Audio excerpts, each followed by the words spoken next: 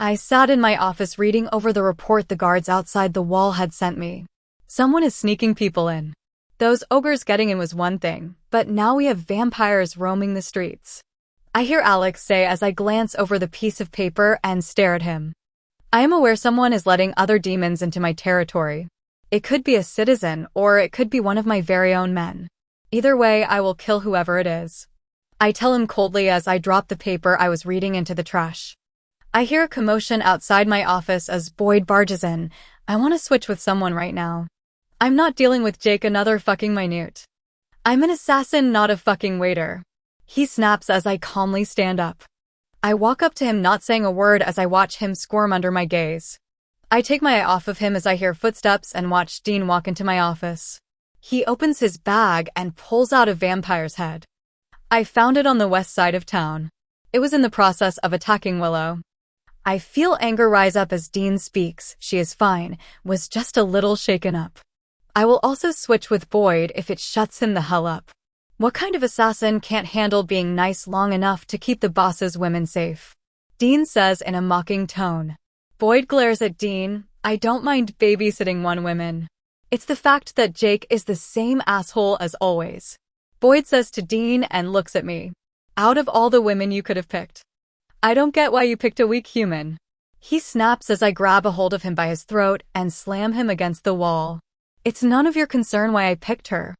I growl out and tighten my hold and listen to him grasp for air. I also suggest you remember who the fuck you are talking to, Boyd. I release Boyd and watch as he falls to the floor coughing. Dean, you will be switching with Boyd, I says and look at Alex. You go find Virgil and tell him to come here. I says not in the mood as I take the vampire's head Dean was still holding. Where's his body at? I ask Dean. It's downstairs, he says, smirking at me. I take the rag that was shoved in the vampire's mouth out. Who is letting you in? I ask the vampire. The vampire laughs. That girl smelled so good. I bet she would taste even better, he says with a cocky grin that shows his fangs. I laugh. Is that right? I ask the vampire.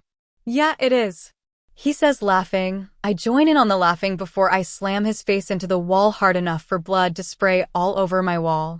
Now, let's try this again, I say as I pull the vampire's face off the wall. Who is letting you in? I ask as the vampire laughs with blood coming out of his mouth. I bet she would be a great fuck. I see this vampire just wants to play games. All right, I'll play this game. He will find out I'm a lot better at playing it. I didn't get this position playing nice. I don't even have to be the one doing the dirty work. He will give me the information one way or another. Dean, have them bring the body up here, I tell him. Dean smirks and leaves the room. He comes back a few seconds later with guards following behind him carrying the vampire's body. The guards drop the vampire's body onto the hardwood floor. Ouch! You need to teach your men mangers. My head may not be attached, but I can still feel things, the vampire blurts out, although it is nothing that I didn't already know about vampires. You can chop their heads off, dismember their bodies, bleed them out. Whatever you can think of, it won't kill them. It does cause them pain, but it won't kill them.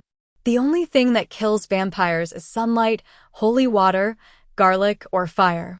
Boyd, go get your tool. You're going to do some carving, I tell him as Boyd leaves the office and comes back with a black bag.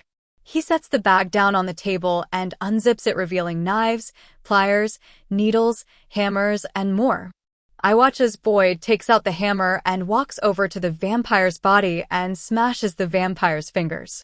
I listen to the vampire scream in pain. You going to tell me who let you in? I asked as the vampire spits his filthy blood on my shirt. In return, I smack his face into the wall again. You wanted to see me? Virgil says, leaning in the doorway. Yeah, I need to talk with you. Virgil is my right-hand man. I trust him a lot more than the rest. It's not that the others aren't trustworthy. It's just Virgil is up for anything I ask him to do, and he does it without questioning me. I give the vampire head to Dean as I wrap my arms around Virgil's shoulder and leave the office.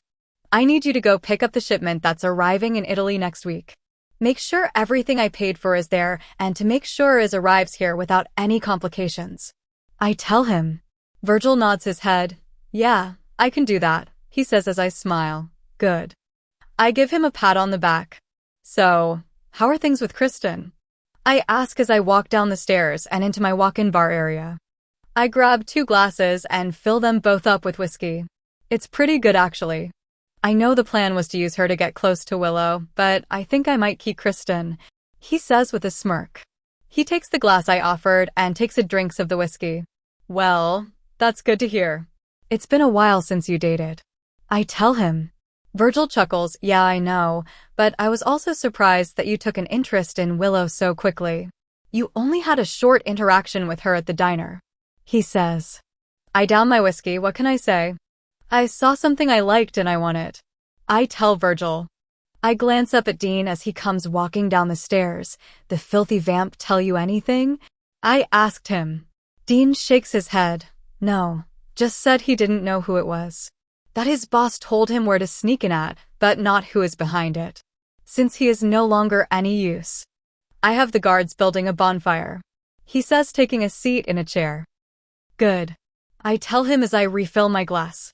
You, go clean the blood out of my office. I don't want to see a drop or smell it. I tell a maid that was dusting the pictures hanging on the wall. She doesn't say anything. She just nods and takes off upstairs to my office. So what do we tell Jake about me switching with Boyd? Dean asked as he squirrels his switchblade in his right hand. I will handle Jake. You just do what I tell you. Jake is a good man, and he was one of the most dangerous and feared assassin I had working for me, but after his father died, he wanted to take over his father's diner.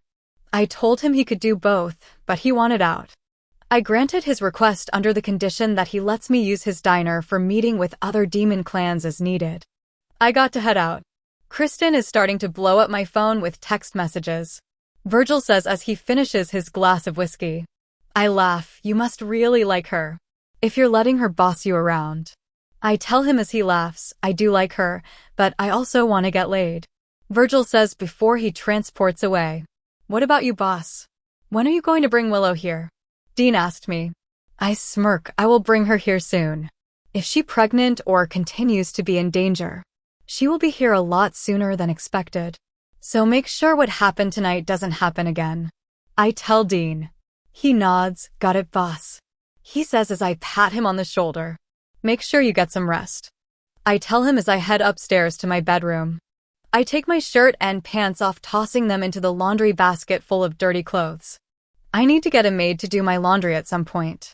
Now standing in my boxer, I turn the light off and lay in bed. Tomorrow is going to be a busy day. The next morning I was standing outside in the middle of an empty field staring down at 4 dead humans. Each of the humans have teeth marks all over them and look like they got mauled by a wild animal with blood all over them. Maybe we have wolves?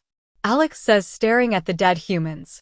No, the scent coming off of them tells me. We are looking at demon fox.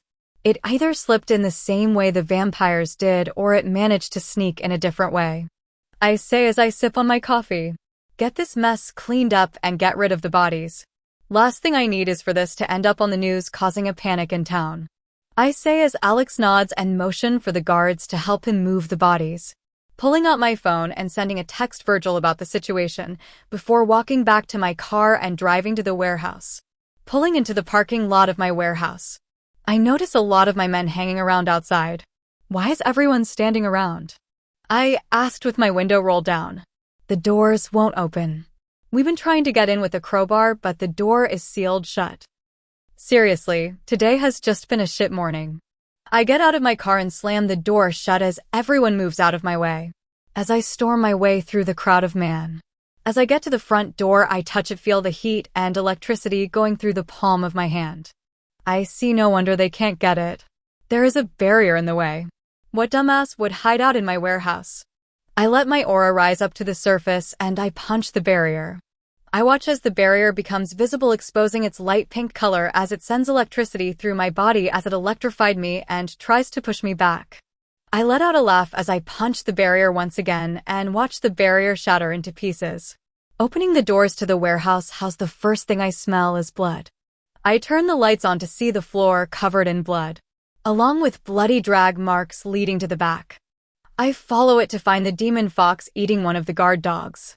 The fox's long red hair cover its face. It's not until it looks at me that I realize it's a woman. She slowly stands up and licks her lips. Her dark red eyes pierce into mine. I watch as her ears twitch and her tail sways behind her. Please download Novels Ago and search the code in the upper left corner to continue reading.